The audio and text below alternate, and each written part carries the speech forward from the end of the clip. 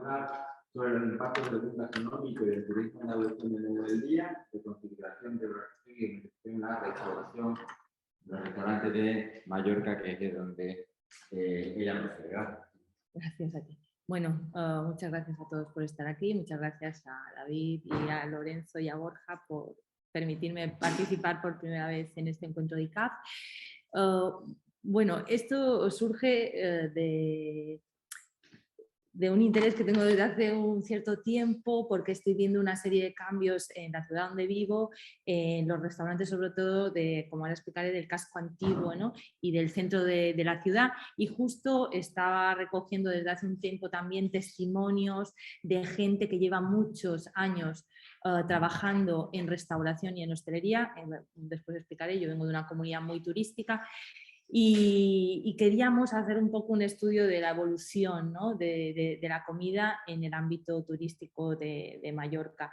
Y a raíz de eso, y bueno, pensé que me podía ser parte de ese trabajo para presentaros hoy esta charla, y justo también porque salió, no sé si recordáis, una polémica hace poco con el tema de eliminar el vino del menú del día, ¿no? En España, a raíz de un bulo que hubo. Entonces dije, bueno, pues voy a hablar un poco de este tema, que en el caso de Palma yo creo que sí que hay una evolución en la cuestión del menú del día. Bueno, primero os hablaré un poquito del origen de la historia del menú del día en España y después de la evolución del menú del día en la ciudad de Palma en estos últimos años. La conexión entre los intereses gastronómicos y los intereses turísticos en España pues se remonta a la época franquista, concretamente al año 1964, cuando el Ministerio de Información y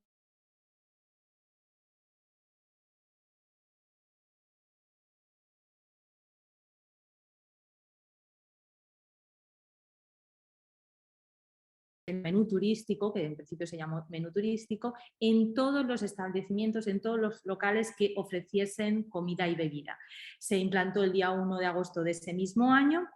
Y además en esta normativa se decía que era obligatorio cuidar la calidad y la limpieza también de los servicios ofrecidos en estos locales, y también se recordaba que se tenía que servir estos menús turísticos pues con rapidez, se debía incluir platos cocina española y tenían que estar expuestos en un lugar visible tanto dentro como fuera del establecimiento. En cuanto a la confección de estos menús, se estableció que deberían tener entremeses, sopa o crema, y también un segundo plato con guarnición que el cliente iba a elegir entre estas tres posibilidades: huevo, pescado o carne, un postre a base de fruta dulce o queso, y que también se incluiría obligatoriamente un cuarto de litro de vino del país o sangría o cerveza u otra bebida. Un año después, en el 1965, el mismo ministerio aprobó esta orden ministerial en la que todos los restaurantes, también independientemente de su categoría, que en esa época había diferentes categorías de restaurantes, debían ofrecer este menú, pero ahora se introdució un cambio un año después, y es que el cliente podía elegir el menú a partir de la carta de platos del restaurante. También se decía que se debía seguir incluyendo en el precio pues 80 gramos de pan y un cuarto de litro de vino del país. 5 años después, en 1970, se aprueba otra orden ministerial. Todavía es el Ministerio de Información y Turismo del régimen franquista. En esta nueva orden ministerial se reducen un poquito las exigencias que había hasta ahora y se sustituye, y esto es interesante, la denominación de menú turístico que había tenido hasta ahora por lo que conocemos hoy en día como menú del día o plato combinado del día. También es interesante que se establece una nueva clasificación para los platos, como dice aquí, que se basa en la proteína, que sea carne, pescado y huevos, y además se permite cobrar un suplemento especial a los clientes que elijan guisos tradicionales porque implican más tiempo de preparación, ¿no? Y entonces tiene pues como un coste extra. Pero como expone Eugenia Afinogenova, que ha estudiado el nacimiento y el desarrollo del menú del día en España, estas medidas lo que hicieron fue provocar un desprestigio de la comida tradicional porque no se ajustaban a estas tres categorías de huevo, pescado o carne, y además propició que los empresarios abusasen de incluir platos especiales con mayor coste. En 1978 ya había fallecido el dictador, hacía unos años, y ya no era el Ministerio de Información y Turismo, sino el de Comercio y Turismo, que saca esta orden que modifica algunas cuestiones de los menús y las cartas de restaurantes y cafeterías. Por ejemplo, da más flexibilidad y libertad al empresario para su confección, deja de controlar su precio. En el caso de los restaurantes, pues se debe seguir incluyendo pan, vino y postre, y esta vez se dice que quedan excluidos de la obligatoriedad de presentar o de tener menú del día los restaurantes que sean de 5 y 4 tenedores, y se insiste en que debe ser una cocina de mercado que incluya cocina típica del lugar o especialidades regionales. En el caso de Mallorca, en los años 60 es cuando empieza el despegue como destino turístico de sol y playa, especialmente para turistas europeos, en menos proporción todavía para turistas nacionales. Y en ese momento, pues se tienen que aplicar todas estas medidas que se van imponiendo, ¿no? Entonces, he tenido la oportunidad de ir entrevistando a personas que llevaban muchísimos años trabajando en restauración, y he seleccionado algunos fragmentos de dos testimonios. Del maître Antonio García, que ha trabajado más de 50 años en restauración, y el del chef Guillem Barceló, que también más de 50 años trabajando en cocinas y 45 como chef. Cuando, por ejemplo, al maître Antonio García yo le pedía cómo eran los menús en los años 60, me decía: no había buffet, servíamos en mesa, había 3 platos de entrantes, 3 de principal y 2 postres, un helado o una naranja o una manzana, otro día un helado o manzana o pera, pero una pieza por persona. Esto para la comida y para la cena. Para los entrantes normalmente había sopas o 2 sopas y un consomé o una ensalada.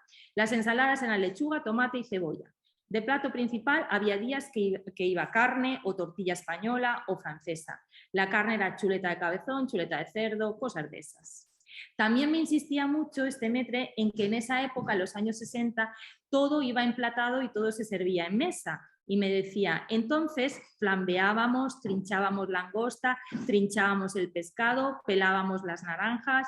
Los clientes nos decían, por favor, porque había algunos que venían y eran muy tiquismiquis, y entonces nosotros le decíamos, no se preocupe.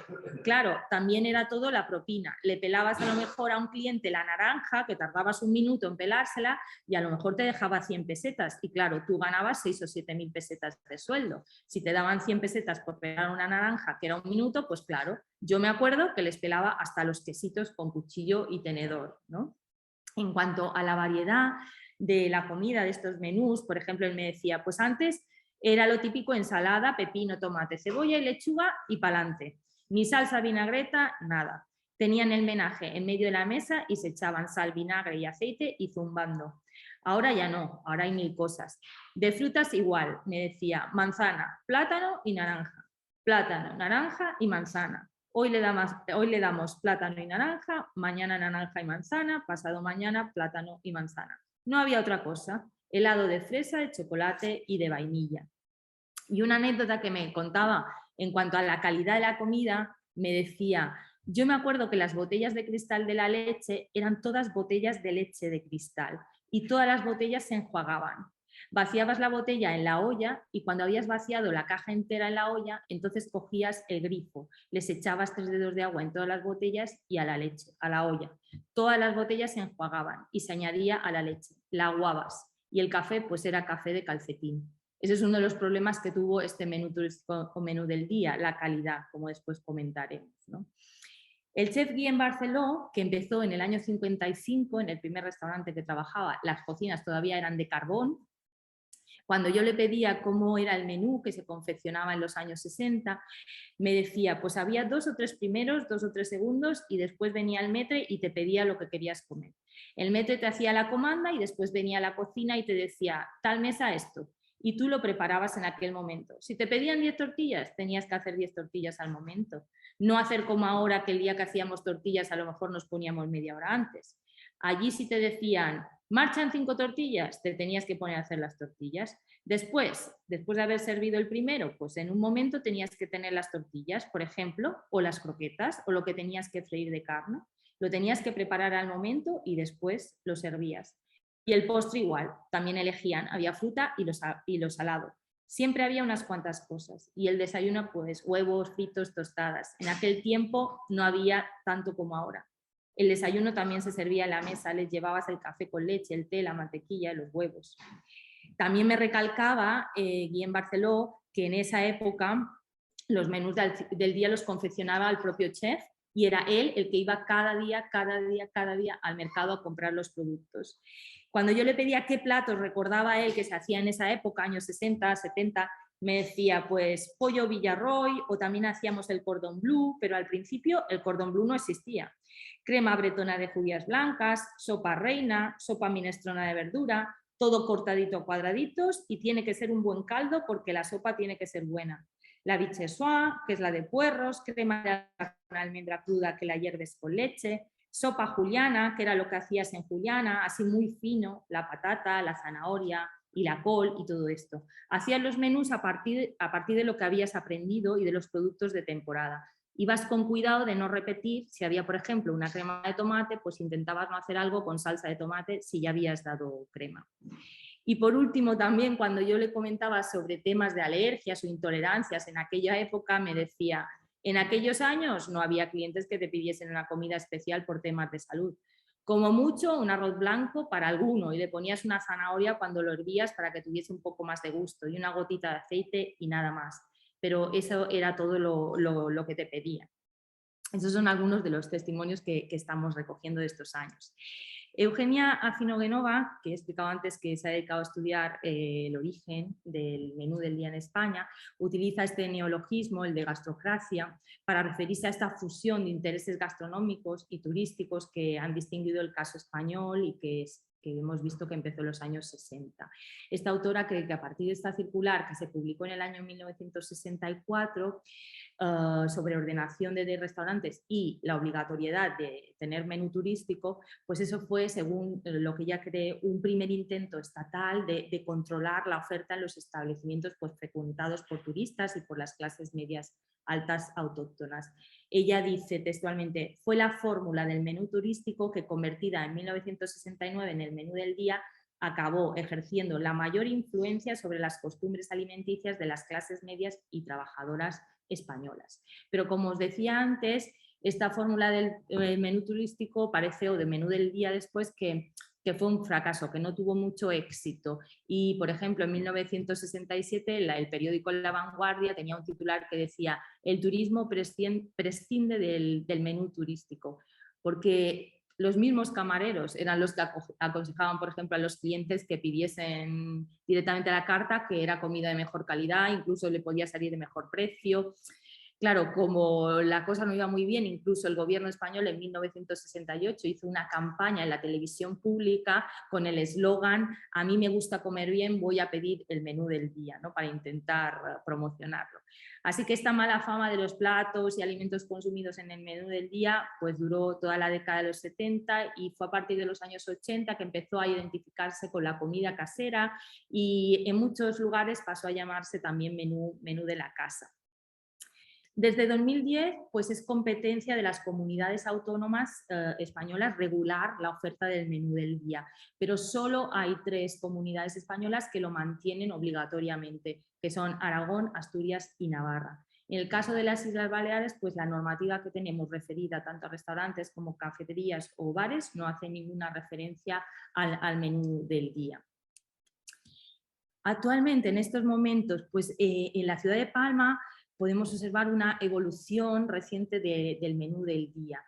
Palma es una ciudad muy turística, tradicionalmente toda la isla de Mallorca ha sido un destino de sol y playa y desde hace unos años pues se está promocionando intensamente la ciudad, la capital, Palma, como un destino turístico pues utilizando la oferta cultural y gastronómica como gancho para los turistas. Pero la cuestión es que Palma no era atractiva para los turistas hasta hace poco, la mayoría de ellos no la visitaban, todo el mundo o la mayoría priorizaba estar en zonas de playa y a Palma iban un día que estaba nublado o llovía y no iba todo el mundo. Pero en los últimos 10 años la oferta hotelera, el alquiler turístico, el turismo residencial internacional o turismo de segunda residencia ha crecido mucho, sobre todo en el centro y en el casco antiguo de la ciudad. Y entre otros Gracias también, entre otros factores, pues, a esta oferta cultural y gastronómica se está atrayendo a un turismo de alto poder adquisitivo. Entonces, esta promoción cultural y gastronómica de la ciudad, lo que estamos viendo de momento es que el objetivo era la desestacionalización, pero lo que está provocando es acelerar el proceso de gentrificación turística de la ciudad.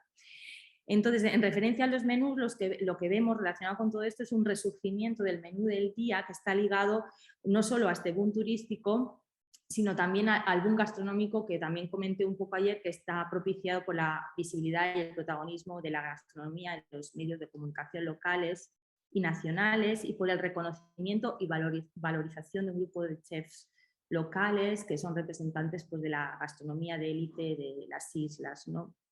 Estos chefs reivindican la gastronomía tradicional, el producto local, y su objetivo es revalorizarlo y darlo a conocer. Entonces, para este grupo de chefs es muy atractivo, ¿no?, abrir restaurantes en el centro de Palma, aprovechando por un lado, pues, esta promoción turística de la ciudad y el boom gastronómico que está seduciendo a los locales, a extranjeros y a residentes y a los turistas. Bueno, en los últimos años no paran de abrirse nuevos hoteles 5 estrellas en espacios muy especiales, casas señoriales, palacios, conventos, que ofrecen una oferta gastronómica de élite. Estos son algunos ejemplos.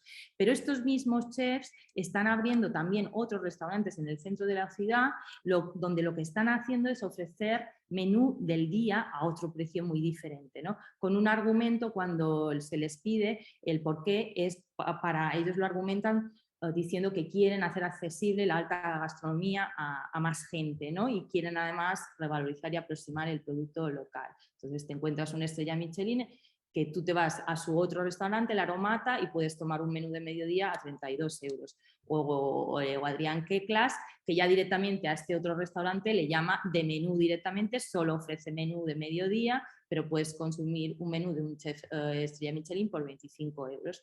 Después encontramos otros grupos de cocineros también en el centro de Palma, que no son tan reconocidos, que son estrella Michelin, pero que están abriendo restaurantes que solo ofrecen desayuno, algunos, y comida. Y muchos solo comida, solo menú del día. Y esto es una cosa que se está dando recientemente, no hay otra opción, ni siquiera tienen carta. Por ejemplo, la Juanita cambia el menú cada día, la mayoría es cada semana, pero cada día. Simplemente lo pone ahí en la pizarra, no hay ni cartas ni nada, y comes lo que hay. Entonces, muchos de estos restaurantes tienen un menú entre 17 y 25 euros que se caracteriza, pues, por ser una cocina de mercado. Estos cocineros te dicen que su intención es priorizar el producto local de temporada, saludable, equilibrado, con opciones vegetarianas también, pero también ofrecer calidad y originalidad en sus propuestas. Entonces, como vemos, son menús bastante elaborados que ya suponen cierta sofisticación, gourmetización y reinterpretación de la comida tradicional. Son menús, como vemos, cada vez más alejados del menú del día, que ofrece una comida casera de elaboración sencilla y que a veces no usa productos de tanta calidad porque utiliza congelados o precocinados. Y son menús también que en algunos casos imitan tendencias propias de la alta cocina, como por ejemplo el caso que comentaba ayer de la gourmetización del algarroba, ¿no?, que están introduciendo alimentos poco habituales, estigmatizados, y los están revalorizando, ¿no? Muchos de estos restaurantes también están en el área cerca del mercado del Olivar, que es el mercado más grande y con más oferta que tenemos en el centro de Palma. Bueno, aquí traía varios ejemplos, pero en este caso es interesante, hace menú semanal y, por ejemplo, introduce el algarroba. Este es un menú que tú te puedes comer en un hotel de 5 estrellas boutique, sin ser cliente, por 24 euros, también con platos dedicados a la algarroba. Este restaurante La Vasca es muy interesante y es ejemplo porque durante a lo mejor 10 años nunca había ofrecido menú del día, y desde hace 2 años tiene la opción de menú del día. El mismo propietario acaba de abrir este restaurante camaleónico en las Ramblas de Palma y directamente ya lo ha abierto con menú del día. No hay carta, ya ha optado por esta opción, ¿no? Bueno, algunas reflexiones finales rápidamente. Bueno, como vemos, en Palma y, bueno, no sé si en general, pero en la ciudad nos da la sensación de que el menú del día pues está permitiendo que por una pequeña cantidad de dinero tú puedas comer fuera de casa, además pruebes platos que no cocinas normalmente en casa, que compartas tiempo con amigos y familiares y que te des un placer, ¿no? Un pequeño placer por un gasto que no es demasiado grande. También vemos que el menú resulta ser bastante transversal a todas las clases sociales. También, retomando lo que decía el antropólogo Michel Picard sobre la turistificación de la comida, que decía que consiste en una técnica de producción de tradiciones gastronómicas inventadas para mercados globales, si lo aplicamos al contexto de la ciudad de Palma, podríamos decir que la recuperación, la reinterpretación de la gastronomía tradicional está en parte impulsada por el aumento de un turismo de élite que muestra pues, interés por esta gastronomía, por esta alta cocina. Entonces podría ser esa idea de que un turismo global que busca experiencias alimentarias locales. También observamos que el boom gastronómico en el contexto de la ciudad de Palma pues, está propiciando pues, un mayor interés de la gente local por la gastronomía, pero también un aumento progresivo del turismo gastronómico que produce diferentes tipos de procesos como la revalorización y reconfiguración de la comida tradicional, el uso del patrimonio gastronómico, etcétera. En esta evolución que estamos observando en el menú del día vemos que en unos casos está siendo adoptado directamente por los nuevos restaurantes o por restaurantes que antes no lo ofrecían, dando unos platos bastante elaborados que tienen como base el producto local y de temporada y que en muchos casos pues, proponen esta reinterpretación de la cocina tradicional. Y en otros casos el menú del día está experimentando pues, directamente una gourmetización que podemos observar en el nivel de elaboración de los platos y en su presentación, ¿no? Imitando también la alta cocina. Así que podríamos decir, interpretar que podría ser como una tendencia a este tipo de menús del día, una tendencia, una opción low cost de los menús de degustación de la gastronomía de élite, porque además en nuestro caso cuenta con la colaboración de estos chefs de élite que ellos mismos participan de esto, ¿no? También vemos que esta evolución del menú del día se corresponde con las nuevas tendencias gastronómicas que recogen también los intereses de los comensales, como por ejemplo podría ser la preferencia por la comida saludable, equilibrada, la preocupación por la reducción de residuos, el reciclado, el aprovechamiento de los productos, la cercanía como fuente de abastecimiento, usar o tener platos innovadores y creativos o tener opciones veganas o vegetarianas. Y por último, es curioso que en 2009 el cocinero Ferran Adrià decía en el Congreso de San Sebastián Gastronómica, decía que el menú del día había muerto y que un modelo de restauración que solo hiciese un servicio al día no tenía futuro. Pero en el caso de Palma parece que esta predicción no se está cumpliendo y que por el contrario estamos viendo un renacimiento del menú del día impulsado por la aparición de estos nuevos restaurantes pues que dan solo un servicio al día, la mayoría, y que solo tienen la opción de menú y ni siquiera tienen carta. Y nada más, o la bibliografía, y muchas gracias.